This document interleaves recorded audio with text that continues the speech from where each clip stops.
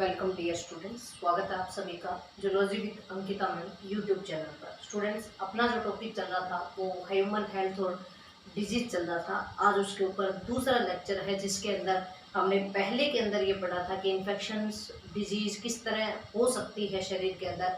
अब दूसरी बात है कि ऐसा तो है नहीं कोई भी डिजीज हमें लग जाए तो हमारा शरीर उससे लड़ेगा नहीं, तो हमारा शरीर उससे लड़ता है। स्टूडेंट्स, हमारे शरीर के अंदर जो पावर उनसे लड़ने के लिए यूजफुल होती है उसको कहते हैं हम इम्यूनिटी। तो आज हमारा जो टॉपिक रहने वाला है वो है इम्यूनिटी, यानी कि रोगों से लड़ने की क्षमता।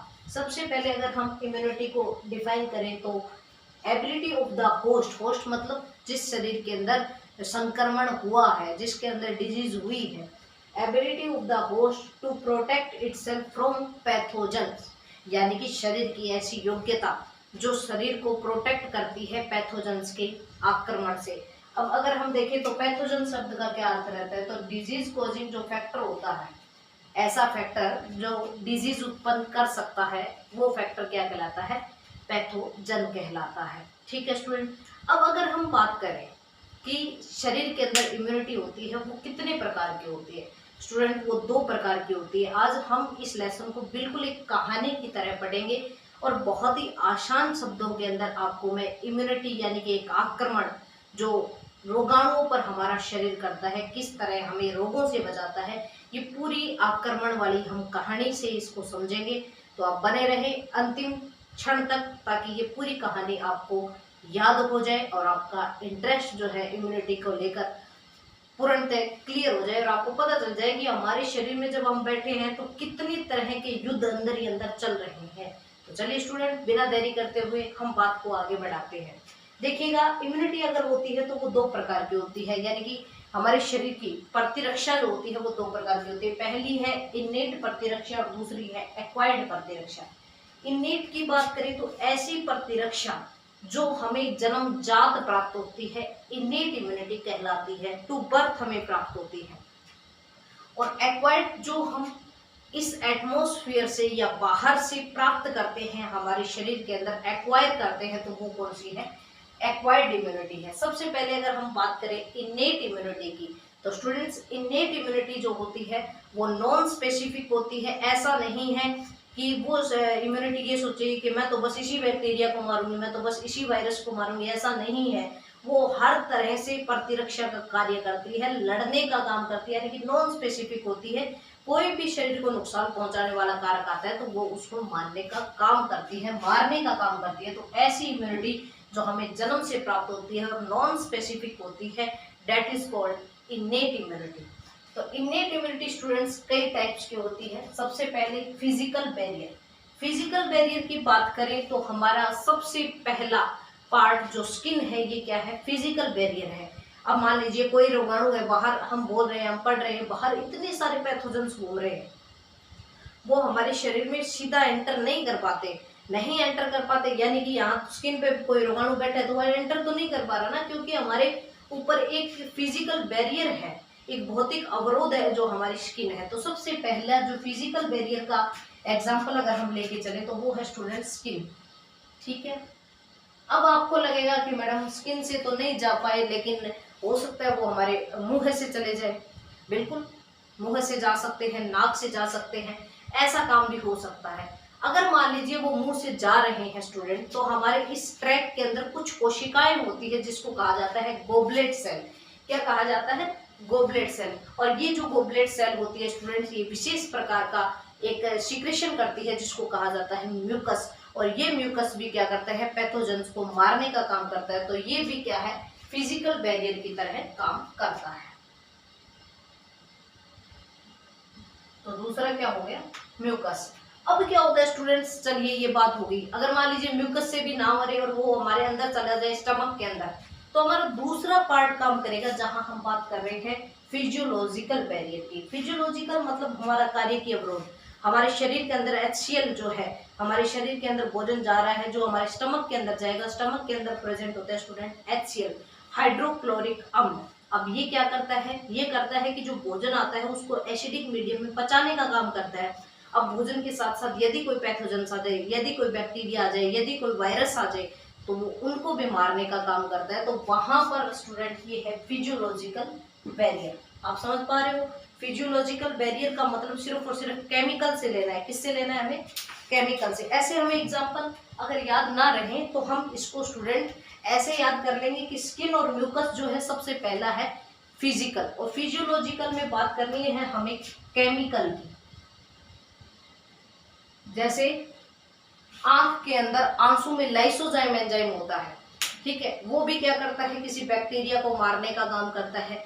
एक्स्ट्रा जो भी हमारे शरीर के अंदर पैथोजेंस आते हैं उनको मारने का काम करता है। HCl भी एक प्रकार का केमिकल है, वो भी क्या करता है? मारने का काम करता है। जहां पर केमिकल की बात है स्टूडेंट, तो वो हमारा बैरियर रहेगा फिजियोलॉजिकल बैरियर, ठीक है। तीसरी बात करें हम सेलुलर बैरियर की। सेलुलर बैरियर का मतलब है यहाँ पर कुछ ना कुछ क्या काम करेगी? सेल्स काम करेगी। क्या काम करेगी स्टूडेंट्स? सेल्स काम करेगी। और इस सेल्स के अंदर मेन है न्यूट्रोफिल्स। पहला मुख्य है न्यूट्रोफिल्स और दूसरा है स्टूडेंट मैक्रोफिल्स। क्या है? मैक्रोफिल्स। ये दो जो सेल है वो मेन सेलुलर बैरियर का काम करती है, कोशिकीय अवरोध का काम करती है, जो पैथोजेंस को मारने का काम करता है। अब कई बार क्या होता है, हमारे डाउट हो जाता है कि कौन सी न्यूट्रोफिल्स है, कौन सी मैक्रोफिल्स है। तो मैं आपको क्लियर कर देती हूँ WBC के बारे में बताकर। हमारे शरीर के अंदर, हमारे ब्लड के अंदर WBC होती है स्टूडेंट, और वो WBC हमारे शरीर की सेना कह सकते हैं, हमें रोगों से लड़ने की सेना कह सकते हैं उसको, ठीक है। वो दो प्रकार की होती है, एक तो होती है ए ग्रेनुलोसाइट और दूसरी होती है ग्रेनुलोसाइट, ठीक है। दूसरी क्या होती है? ग्रेनुलोसाइट। ए ग्रेनुलोसाइट और दूसरी होती है ग्रेनुलोसाइट। अगर हम बात करें ए ग्रेनुलोसाइट्स की, ये दो प्रकार की होती है, मोनोसाइट व लिम्फोसाइट। कितने प्रकार की होती है स्टूडेंट? मोनोसाइट और दूसरा प्रकार होता है स्टूडेंट लिम्फोसाइट। पहला प्रकार मोनोसाइट और दूसरा प्रकार क्या होता है? लिम्फोसाइट। यहाँ ग्रेनुलोसाइट की बात करें तो ये कितने प्रकार की होती है?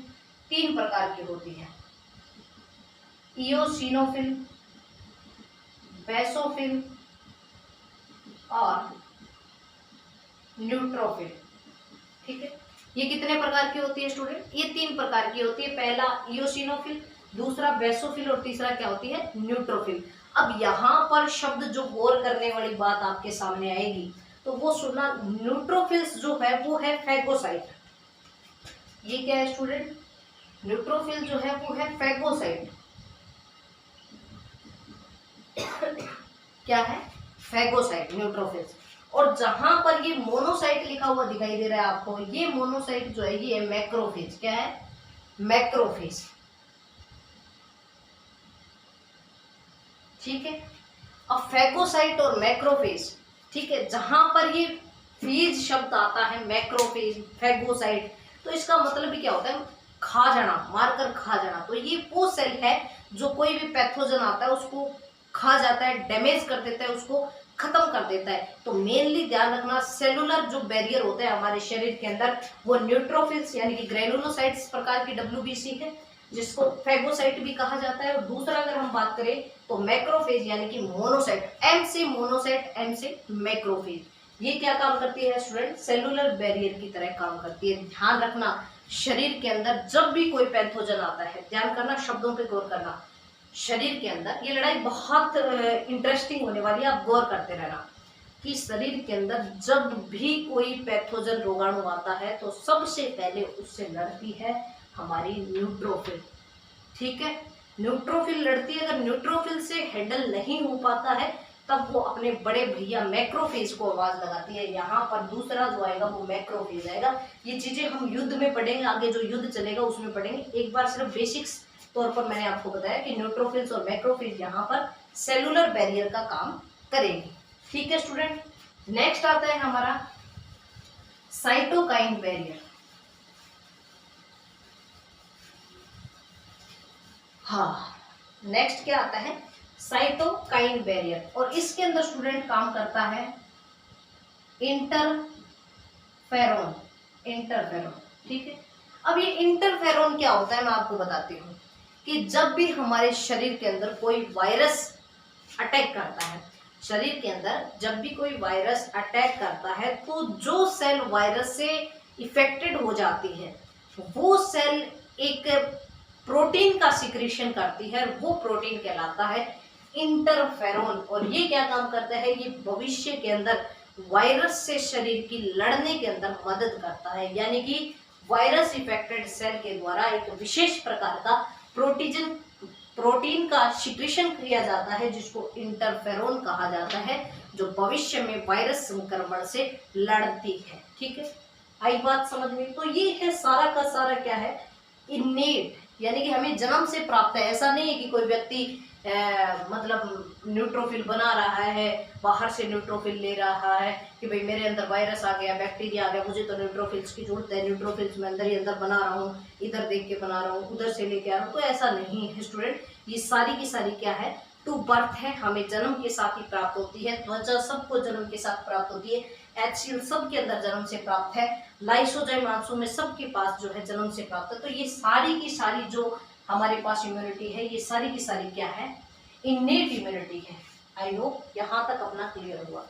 एक्वायर्ड की भी हम बात करेंगे स्टूडेंट। एक्वायर्ड आपको युद्ध समझने के साथ साथ समझ में आएगा, हम एक्वायर्ड की तरफ भी चलेंगे। चलिए, इतना क्लियर है, आगे चलते हैं।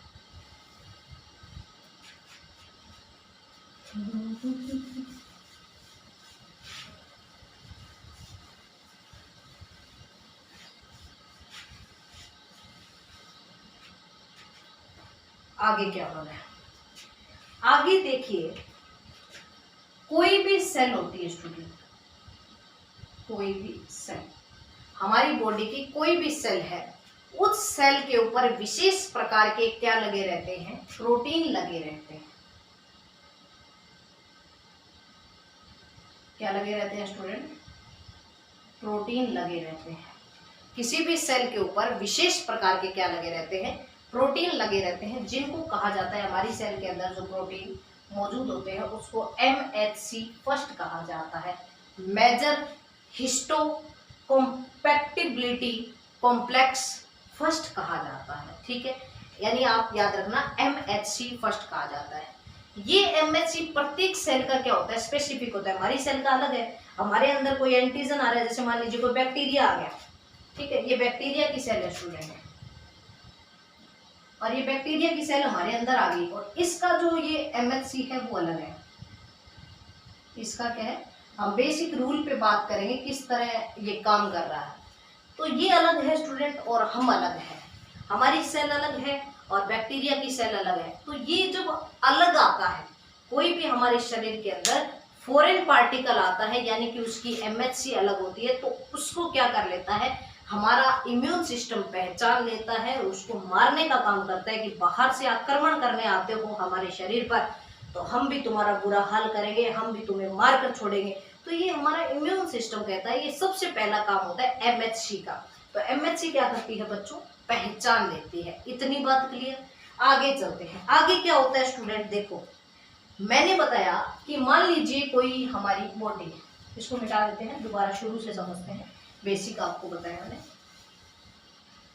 हाँ, मान लीजिए ये कोई हमारी सेल है,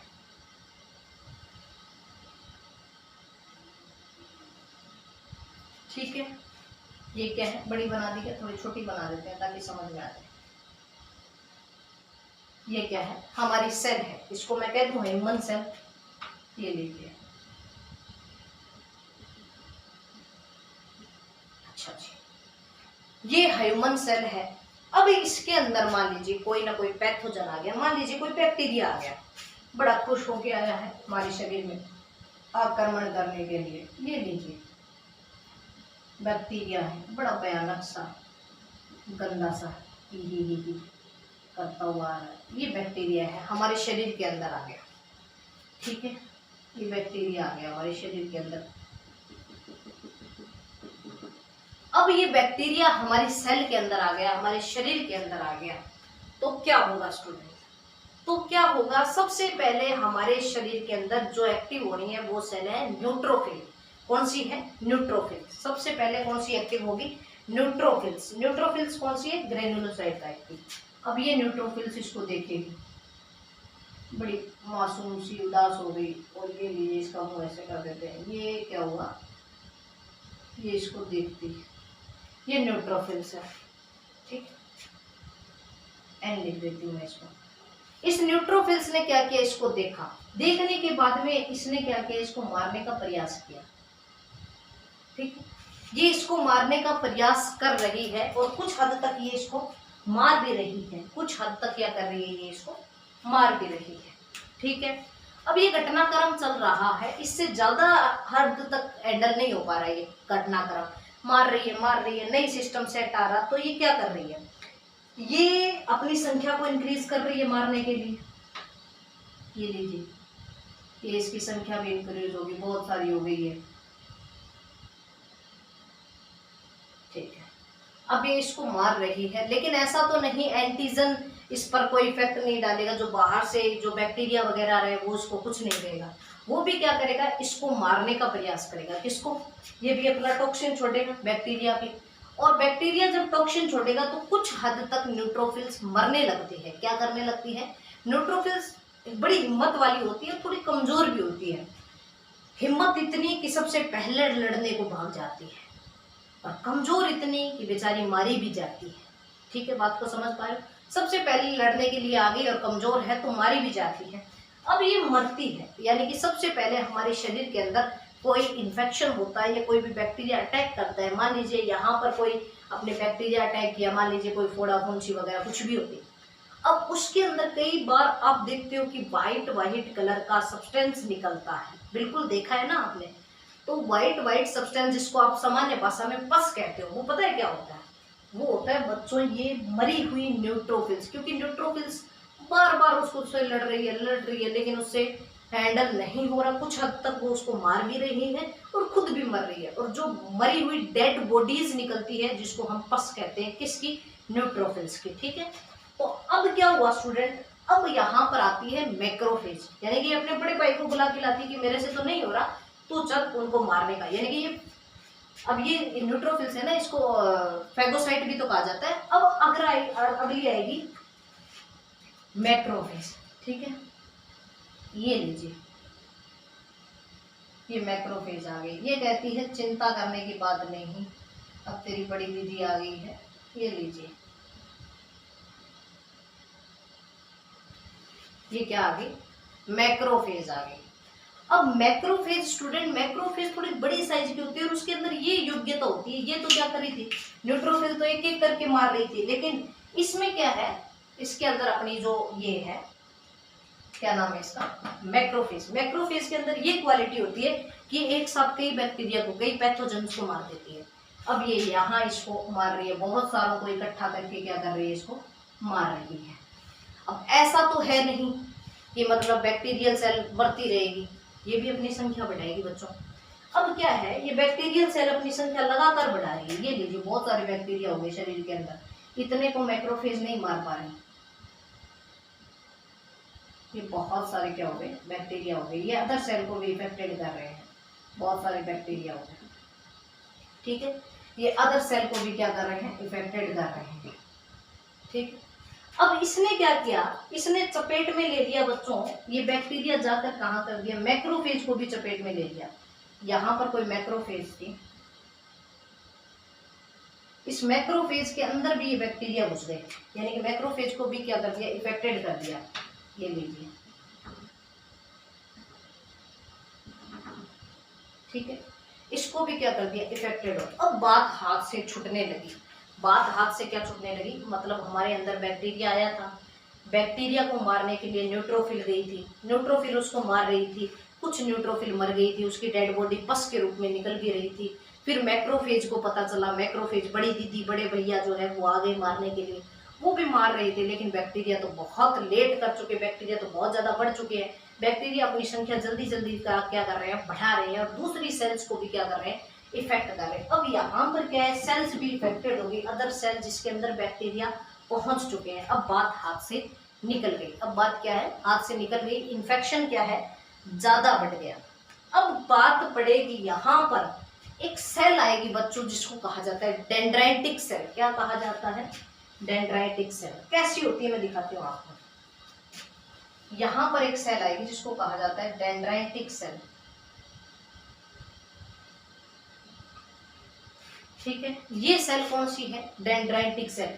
आपने न्यूरॉन्स पढ़ी है ना, न्यूरॉन्स पे डेंड्राइट से लगे रहते हैं ना, वो हाँ इस तरह, वो डेंड्राइट टाइप की है, इसलिए कारण इसको क्या कहा जाता है? Dendritic cell. और इसका एक अलग नाम और है बच्चों, जिसको कहा जाता है ब्रेन ऑफ इम्यून सिस्टम। याद रखना, क्या कहा जाता है? Brain of immune system. कौन सी सेल? Dendritic cell. कौन सी सेल है? Dendritic cell. अब बच्चों मैंने आपको एक चीज बताई थी कि जो अपनी सेल होती है जो लड़ने के लिए तैयार होती है, मैक्रोफेज, फैगोसाइट्स, इनके ऊपर एमएचसी फर्स्ट लगी होती है, लेकिन ये डेंड्राइटिक सेल होती है ना, इसके ऊपर एमएचसी सेकंड लगी रहती है। क्या लगी रहती है? एमएचसी सेकंड, यानी कि ये स्पेशल है सबसे, इसके ऊपर ये एमएचसी सेकंड लगी हुई है। ये लीजिए बच्चों, ये क्या लगी हुई है? MHC second.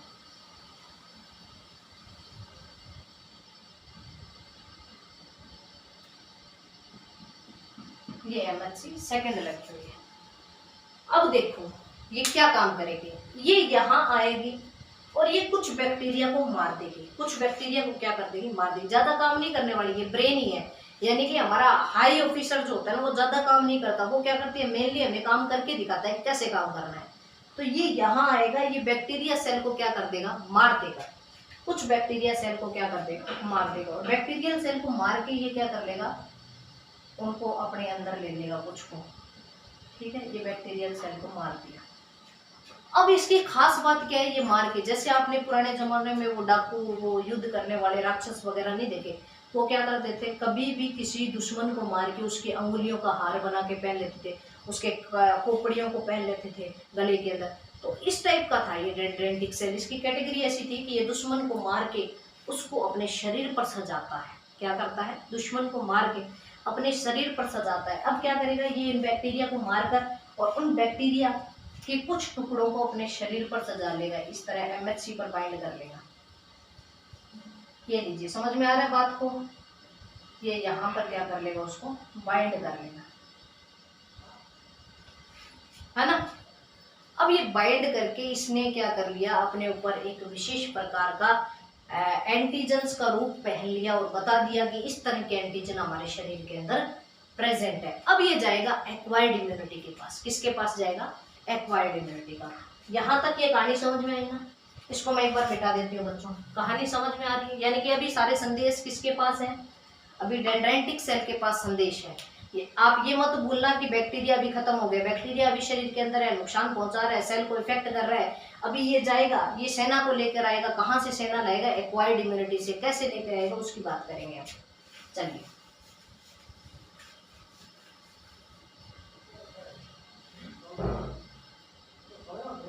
देखिए कैसे होगा स्टूडेंट, हम इस पे बात करेंगे। एक मिनट, ठीक है। अभी हमारे पास ये है। अब स्टूडेंट ये सेल कहाँ जाएगी? ये जाएगी लिम्फ नोड पर। कहाँ जाएगी? हमारे लिम्फ नोड पर जाएगी। कहाँ जाएगी? लिम्फ नोड पर चलेगी। और लिम्फ नोड पर जाकर वहां बहुत सारी लिम्फोसाइट सेल बैठी है, टी लिम्फोसाइट सेल बैठी है। ये लीजिए, ये बैठी, इनके पास जाएगी। ये बैठी है लिम्फ नोड के अंदर, टी लिम्फोसाइट बैठी है। कौन सी बैठी है? टी लिम्फोसाइट, ये बैठी। अब ये यहाँ पर आ गई डेंड्राइटिक सेल और इसको एक एक से आके पूछेगी। ठीक है, एक एक से आके पूछेगी कि भैया ये एंटीजन आया हुआ है शरीर के अंदर, तुम मार सकते हो क्या? इससे पूछेगी, ये कहेगी ना यार मैं तो नहीं खत्म कर सकती उसके पास, मेरे पास ऐसा कोई सामान नहीं है, ना कोई हथियार है कि मैं इस प्रकार के बैक्टीरिया को मार सकूं। दूसरे से पूछेगी भाई तू हेल्प करेगा क्या? शरीर के अंदर इतने रोगाणु आ रखे हैं, कुछ तो कर यार। ये भी मना कर देगा कि नहीं यार मेरे पास ऐसा कोई सामान नहीं है कि मैं इनको मार सकूं। ठीक है, तीसरे के पास पहुंचेगी, तीसरे चौथे के पास, किसी के भी पास पहुंच सकती है। वो कहेगा बिल्कुल यार, तेरा काम नहीं करेंगे तो किसका काम करेंगे? हमारा काम ही क्या है? लड़ना है। देश के लिए नहीं तो अपने शरीर के लिए तो लड़े कम से कम। जिस बॉडी में हम रहते हैं, जिस बॉडी के खून में हमारा विकास हो रहा है, उस खून के लिए तो हम लड़ेंगे। तो यहाँ से ये तैयार होगी बच्चों टी लिम्फोसाइट। मैं आपको बता दूं हमारे शरीर के अंदर टी लिम्फोसाइट विशेष प्रकार की होती है, बहुत प्रकार की लिम्फोसाइट है जो पहचान कर सकती है कम से कम 100 बिलियन तक बैक्टीरियाज को, 100 बिलियन तक एंटीजन्स को पहचान कर सकती है। जितने इस पृथ्वी पर मौजूद भी नहीं उतनों को पहचान कर ये मारने का काम कर सकती है। बात समझ रहे हो? ठीक है, तो इनमें से ये तैयार हो गई कि चल भाई चलते हैं हम मारेंगे। अब ये मारने के लिए जाएगी तो बच्चों ये क्या करेगी, ऐसा तो है नहीं अकेली चली जाएगी, ये अपनी कॉपी तैयार करेगी बहुत सारी। ठीक है, यहाँ पर क्या करेगी, अपनी बहुत सारी कॉपीज तैयार करेगी, अपनी संख्या को बढ़ाएगी और संख्या को बढ़ाते बढ़ाते ये 3 रूप ले लेगी। एक तो ले लेगी साइटोटॉक्सिक सेल, ठीक है, दूसरा रूप ले लेगी ये मेमोरी सेल का, और तीसरा रूप ले लेगी ये हेल्पर टी सेल का। Cytotoxic T cell, memory T cell और हेल्पर टी सेल, ये 3 तरह के रूप ये ले लेगी। अब कहेगी कि चल कहाँ चलना है, जहां तू कहेगी वहां चलूंगा, तेरी मदद करने के लिए मैं तैयार रहूंगा। कौन कह रही है? बी लिम्फोसाइट कह रही है। अब ये बी लिम्फोसाइट यहाँ से रवाना होगी बच्चों, सारी नहीं रवाना होगी, सारी नहीं रवाना होगी, ये मेमोरी तो यहीं रहेगी। ये कहती है कि मुझे पहचान हो गई, मैं दुनिया देख ली कि किस तरह के एंटीजन बॉडी में आ रहे हैं, तो मैं यहीं रहती हूँ, मैं ध्यान रखती हूँ, भविष्य में कभी इस प्रकार के एंटीजन आएंगे तब मैं काम कर लूंगी, आजा जा चलो। ये साइटोटॉक्सिक को कहती है अभी तो फिलहाल के लिए आप जाओ मार के आओ, मैं मेमोरी सेल के रूप में रह रही हूँ, भविष्य में अगर इसी प्रकार का कोई एंटीजन आएगा तो मैं दावे के साथ कहती हूँ मेरी बारी आएगी। ठीक है, तो ये बच्चों यहीं रह जाएगी मेमोरी सेल के रूप में, भविष्य में काम करेगी। और साइटोटॉक्सिक चलो भाई कहाँ जाना है, किसको मारना है, ये रवाना हो जाएगी यहाँ से। ठीक है, ये मारने के लिए रवाना हो जाएगी। अब बची helper cell, helper T cell. अब इसका जैसा नाम है ये वैसा ही काम करेगी। हेल्पर सेल ऐसी तो है नहीं कि ये यही बैठी रहेगी, ये भी काम करेगी। तो बच्चों ये जाएगी किसके पास? बी लिम्फोसाइट के पास। किसके पास जाएगी?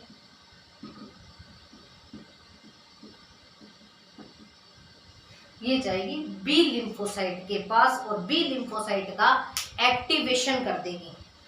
और बी लिम्फोसाइट का एक्टिवेशन करने से 2 प्रकार की सेल बनेगी, प्लाज्मा सेल और मेमोरी सेल।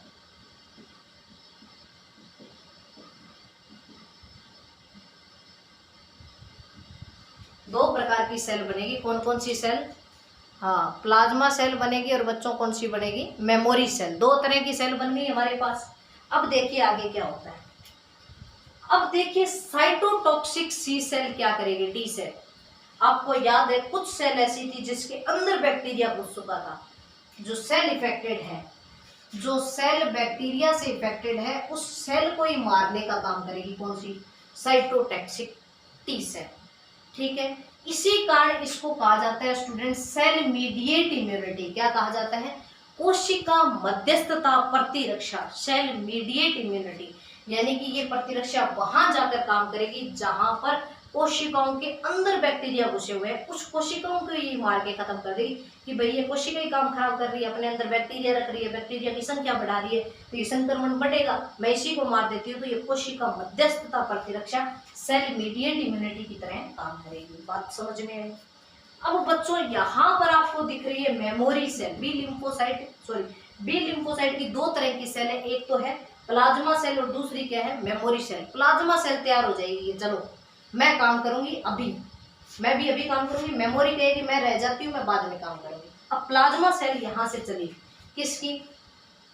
बी लिम्फोसाइट की प्लाज्मा सेल। प्लाज्मा सेल किसकी है? बी लिम्फोसाइट की। बी लिम्फोसाइट की प्लाज्मा सेल आकर बच्चों क्या करेगी? विशेष प्रकार के प्रोटीन छोड़ेगी। क्या छोड़ेगी? विशेष प्रकार के प्रोटीन छोड़ेगी।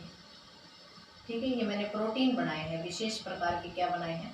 प्रोटीन बनाए हैं। इसने क्या किया? विशेष प्रकार के प्रोटीन बना दिया। अब ये प्रोटीन क्या करेंगे पता है? जाकर जो जितने भी, अब देखो सेल इफेक्टेड सेल तो मार दिए हमने, जो सेल नुकसान पहुंचा रही थी, जिस सेल के अंदर बैक्टीरिया था उसको तो मार दिया। कुछ बैक्टीरिया स्वतंत्र घूम रहे हैं, अब उनको भी तो पकड़ना पड़ेगा। भाई सेल के अंदर घुस गए, उनको तो मार दिया, अब कुछ स्वतंत्र घूम रहे हैं, वो कहीं ना कहीं किसी सेल को ही नुकसान पहुंचाएंगे, तो उसको मारने का काम करेंगे हम यहाँ पर। इस प्लाज्मा सेल के ये जो प्रोटीन्स जा रहे हैं, ये प्रोटीन क्या करेंगे, जाकर बैक्टीरिया सेल को बाइंड कर लेंगे। ये जो बैक्टीरिया सेल थी ना, ये बैक्टीरिया सेल थी बहुत सारी,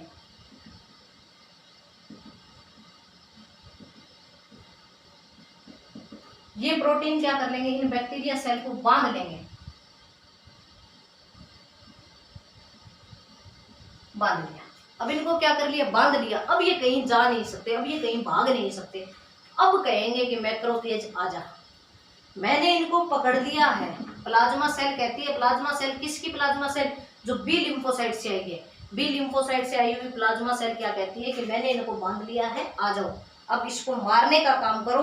और अब क्या करेगी, अब हमारे सेल के अंदर मैक्रोफेज यहाँ आकर, कौन सी फेज, मैक्रोफेज, मैक्रोफेज किसकी होती है बच्चों, मोनोसाइट की होती है। अब ये मैक्रोफेज आकर इनको मारने का काम करेगी, किनको मारने का, बैक्टीरिया को मारने का काम करेगी।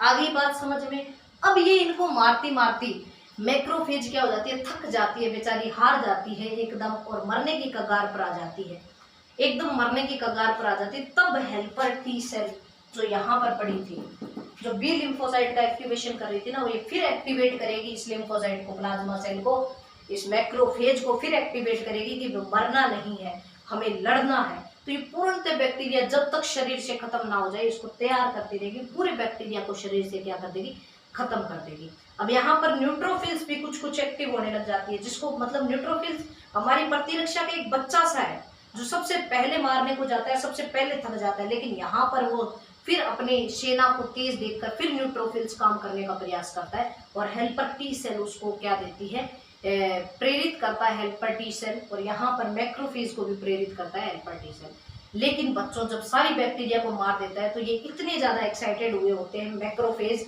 और न्यूट्रोफिल्स इतने ज्यादा एक्साइटेड होते हैं कि ये अपने आप को भी मार लेते हैं, यानी कि खुद का भी क्या कर लेते हैं, सुसाइड कर लेते हैं। युद्ध जीतने के बाद इतनी ज्यादा एक्साइटमेंट होती है इनके पास कि ये खुद को भी क्या कर लेते हैं, नष्ट कर लेते हैं। जश्न नहीं बनाते ही ये खुद को ही खत्म कर लेते हैं।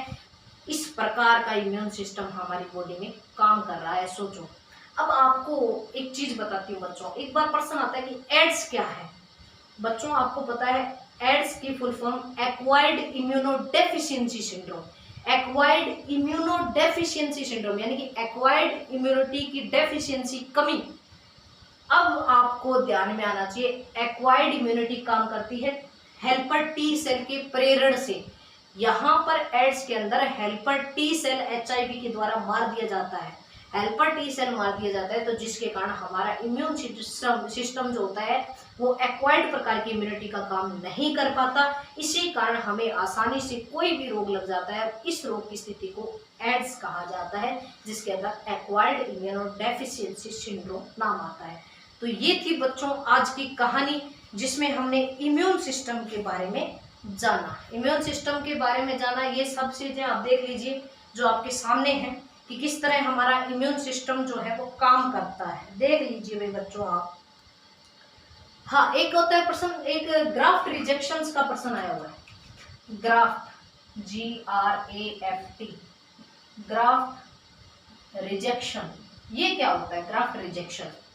देखिए बच्चों, जब किसी शरीर के अंदर कोई बॉडी पार्ट डोनेट करके किसी और में डाला जाता है, प्रत्यारोपित किया, जैसे मान लीजिए मेरी किडनी खराब है, मेरे अंदर किसी की किडनी ट्रांसप्लांट की गई, मेरे अंदर किसी और की किडनी ट्रांसप्लांट की गई, तो उसको कहा जाता है ग्राफ्टिंग। और क्या है, हमारे शरीर के अंदर हर अंग का भी अपना अपना पहचान होता है कि हमारे शरीर के अंदर कोई अंग ट्रांसप्लांट किया जा रहा है तो उसकी भी अपनी एक पहचान है, ग्राफ्टिंग की भी एक पहचान है। अब ग्राफ्टिंग के अंदर अगर कोई अंग को हम अस्वीकार कर देते हैं तो वो कौन सा अस्वीकार करने के लिए लिम्फोसाइट काम करती है, तो वहां पर टी लिम्फोसाइट क्या कर देती है, किसी अंग को अस्वीकारित कर देती है, ठीक है ना। टी लिम्फोसाइट जल्दी से किसी अंग को स्वीकार नहीं करती, उसमें बहुत सारी MHC वगैरह चेक करनी पड़ती है, अगर MHC सेम है तो हम किसी अंग का ट्रांसप्लांट कर सकते हैं। तो ये आज की हमारी इम्यून सिस्टम की कहानी थी। अब एक बार इसको मैं बहुत ही छोटे शब्दों के अंदर आपको बता दूं, छोटी सी कहानी है, क्या इसके अंदर रहा था। आज की क्लास का सार बता देती हूँ बच्चों आपको। कहानी ये थी कि हमारे शरीर के अंदर पहले इनेट इम्यूनिटी काम करती है। इनेट से जब काम नहीं होता तो एक्वायर्ड आती है। ठीक है, इनेट के अंदर सबसे पहले काम करती है बच्चों न्यूट्रोफिल्स। न्यूट्रोफिल्स मारने का काम करती है। जब न्यूट्रोफिल्स से काम नहीं होता तो मैक्रोफेज आती है। मैक्रोफेज कईयों को एक साथ खा लेती है, बैक्टीरिया वगैरह को, पैथोजन को। फिर मैक्रोफेज क्या करती है, मैक्रोफेज खुद संक्रमित होने लग जाती है, खुद के अंदर बैक्टीरिया आने लग जाता है। तब यहाँ पर आती है dendritic cell, brain of immune system. ये डेंड्राइटिक सेल क्या करती है, उन बैक्टीरियाज के टुकड़े को मार के उनके टुकड़े पहन के चली जाती है एक्वायर्ड इम्यूनिटी के पास।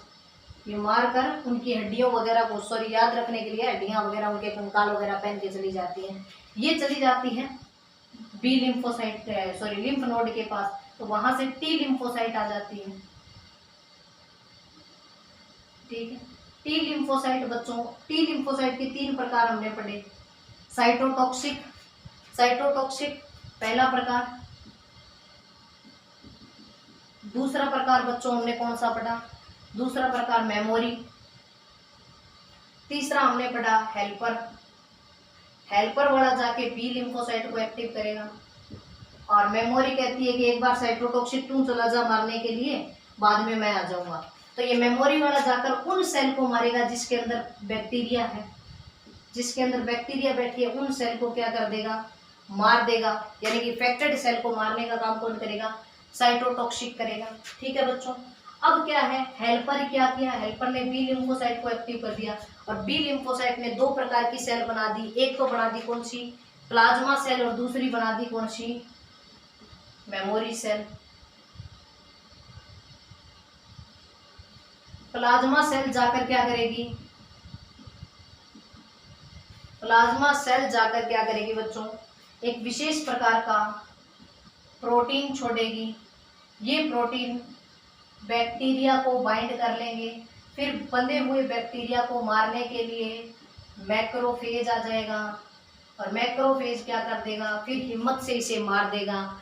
जब ये मैक्रोफेज थकने लगेगा तो हेल्पर फिर इसको क्या करेगा, एक्टिव करेगा। ठीक है, हेल्पर टी सेल फिर से इसको क्या करेगी, एक्टिव करेगी। और बहुत ज़्यादा एक्टिव होने के बाद में ये सारे बैक्टीरिया को ख़त्म कर देते हैं। और जब युद्ध जीत जाते हैं तो खुद ही एक्साइटमेंट में अपना क्या कर लेते हैं, सुसाइड कर लेते हैं। तो बच्चों, इस तरह हमारे शरीर के अंदर इम्यून सिस्टम काम करता है। एक चीज़ ध्यान में रखना, जो फ्लूइड के अंदर इम्यूनिटी काम करती है स्टूडेंट, उसको हाइमरल कहा जाता है। क्या कहा जाता है, हाइमरल। तो बी लिम्फोसाइट हमेशा प्लाज्मा यानी कि ब्लड के अंदर जाकर काम करती है। ब्लड के अंदर जो बैक्टीरिया आए हुए ना, उनको मारने का काम करती है। तो इस कारण इसको कहा जाता है हाइमरल इम्यूनिटी, बी लिम्फोसाइट वाली को। और टी लिम्फोसाइट क्या करती है, आपको पता है, साइटोटॉक्सिक टी सेल। ये जाकर इफेक्टेड सेल को मारने का काम करती है। इस कारण इसको सेल मीडिएट इम्यूनिटी कहा जाता है। क्या कहा जाता है, सेल मीडिएट इम्यूनिटी कहा जाता है। ठीक है, अब देखो स्टूडेंट, मैं 3 टर्म लिख रही हूं यहाँ पर। पहली टर्म है एग्लूटिनेशन,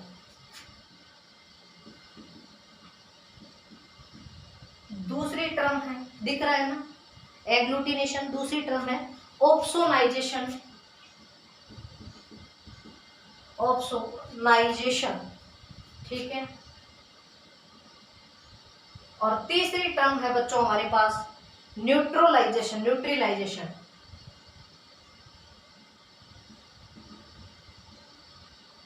देखो क्या होता है, जब भी हमारे शरीर में इम्यून सिस्टम काम करता है तो इन 3 टर्म को उपयोग में लेते हुए एक्वायर्ड इम्यूनिटी काम करती है।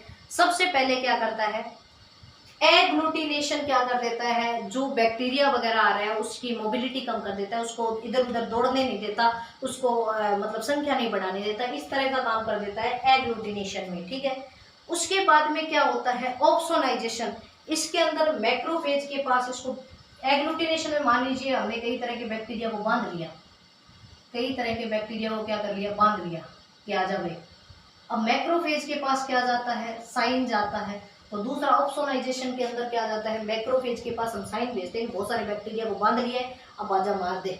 ठीक है, अब न्यूट्रलाइजेशन, अब न्यूट्रल कर देते हैं हम किसको, कि जो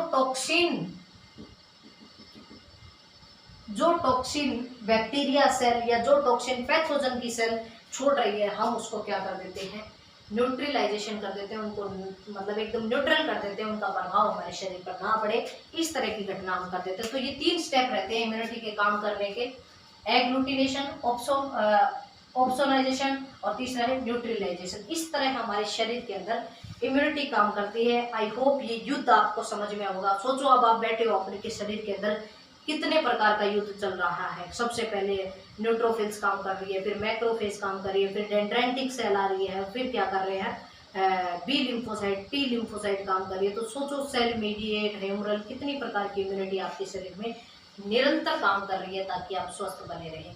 और मेरी आशा है आप इसी तरह स्वस्थ बने रहें, हमारी क्लासेस के साथ जुड़े रहें, नित्य प्रतिदिन अपने नोट्स बनाते रहें और क्लास से कुछ ना कुछ सीखते रहें। इस क्लास को ज़्यादा से ज़्यादा शेयर करते रहें ताकि हर विद्यार्थी लॉकडाउन के इस अवसर, लॉकडाउन के इस टाइम के अंदर इस शिक्षा के क्षेत्र का, इस शिक्षा के अंदर अपना लाभ उठा सके। बने रहने के लिए बहुत बहुत धन्यवाद। आज का आपका क्लास आपको कैसा लगा कमेंट में बताना ना भूलिएगा। बहुत बहुत धन्यवाद स्टूडेंट।